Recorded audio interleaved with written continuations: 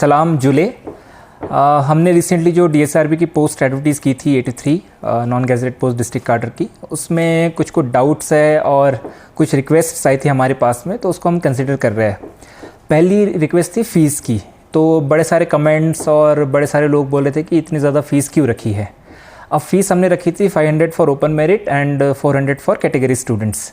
अब फ़ीस रखने का कारण ये होता है बिकॉज डीएसआरबी एक इंडिपेंडेंट बॉडी है, तो इसको अलग से कोई फंडिंग आती नहीं गवर्नमेंट को। फॉर एग्जांपल अगर हमें क्वेश्चन पेपर प्रिंट करने हैं, बाहर से ओएमआर शीट्स लानी है, या क्वेश्चन सेटर्स को पैसे देने हैं, इन्विजिलेटर्स को कुछ अंडरटेम देना है, या फिर हमें मशीनरी इक्विपमेंट चाहिए उसको स्कैन करने के लिए, और बाकी सारी चीज़ें जो एंसिलरी होती है किसी भी एग्ज़ाम को लेने को लेके, तो उसके लिए अलग से कोई सेपरेट बजट नहीं आता है। तो जो फ़ीस हम कलेक्ट करते हैं स्टूडेंट से, कैंडिडेट से, वही फ़ीस हम इन सारी चीज़ों में यूटिलाइज़ करते हैं।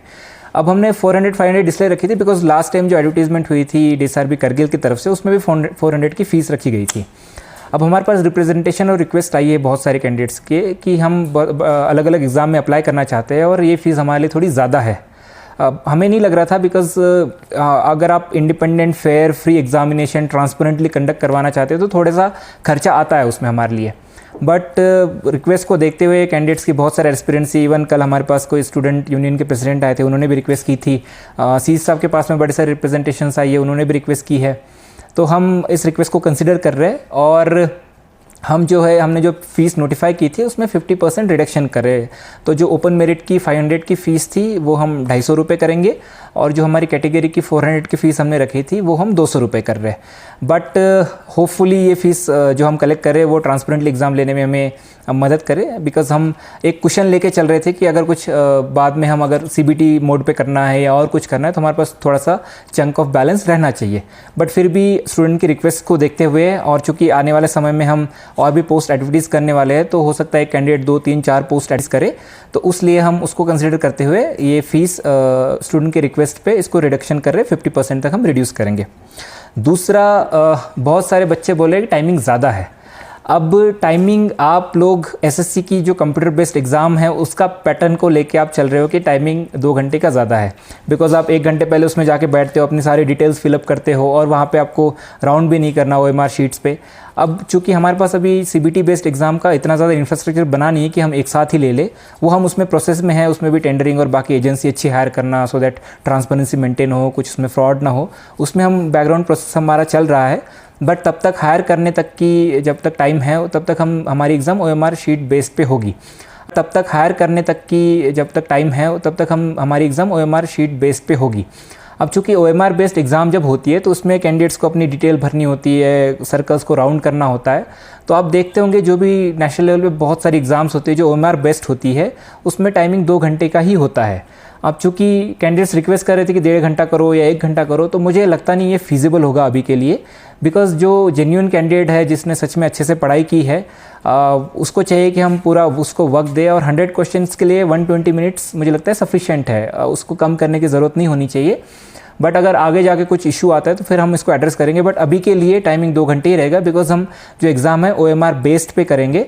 और इसमें बच्चों को शिकायत थी कॉपी का, फ्रॉड का, बट हमने स्ट्रिंजेंट कंडीशंस रखी हमारे एडवर्टीजमेंट में भी। अगर कोई कॉपी करते हुए कुछ भी करते हुए पाया जाता है तो हम उसको डिबार कर देंगे एग्जामिनेशन से, और अगर वो बात करता है तो उसको उसी टाइम एग्ज़ाम हॉल से बाहर कर दिया जाएगा। तो इसलिए कॉपी के भरोसे आप प्लीज़ मत बैठिए, जो पहले के ज़माने में होता था वो सारा भूल जाइए। आप खुद अपनी अच्छी से पढ़ाई कीजिए, और टाइमिंग सफिशिएंट है, आपका पेपर होता है तो आप लेके जा सकते हो, तो उसमें इतना इशू आएगा नहीं। तीसरा, रिजर्वेशन को लेके कुछ बच्चे शिकायत कर रहे थे कि एससी कैटेगरी की पोस्ट की एडवर्टीज़ की है। अब इसमें हम बताना चाहेंगे कि जैसे मैंने पहले ब्रीफिंग में भी कहा था कि हमें पोस्ट क्यों कैंसिल करनी पड़ी थी, बिकॉज यूटी बनने के बाद में हमारा जो रिजर्वेशन रूल्स है, रिजर्वेशन परसेंटेज है, वो चेंज हुए हैं। तो SO14 यूटी ऑफ लद्दाख ने इशू किया था, उसमें अलग अलग कैटेगरी के अलग अलग परसेंटेज दिए। तो आपने देखा होगा पहले एससी का 8% होता था JNK स्टेट में, बट अभी उसको 1% किया है, और जो ST का था उसको अराउंड 45% किया है। तो ये रिजर्वेशन के परसेंटेज चेंज हुए हैं। तो उसमें 1% अभी भी एससी कैटेगरी रखा हुआ है, बिकॉज वो नेशनल क्राइटेरिया है। सेकंड, जो रिजर्वेशन रोस्टर है उस हिसाब से हमारे पास वैकेंसी रेफर होती है, तो उसमें एससी की रेफर्ड थी, इसलिए हमें वो रखना पड़ा।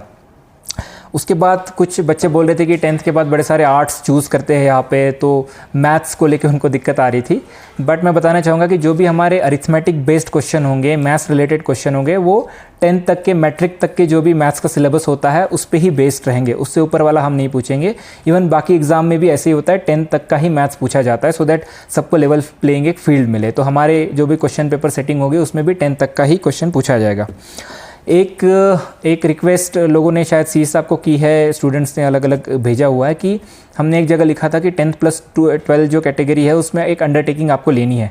अब बच्चों के मन में डाउट है कि सबको अंडरटेकिंग पहले ही लेनी है या बाद में लेनी है, तो एक क्लैरिफाई करना चाहूँगा कि जिन बच्चों का सिलेक्शन हो जाएगा उस पर्टिकुलर पोस्ट के लिए, जो +2 लेवल तक ही मैक्सिमम क्वालिफिकेशन है, सिर्फ सिलेक्टेड लोगों को ही अंडरटेकिंग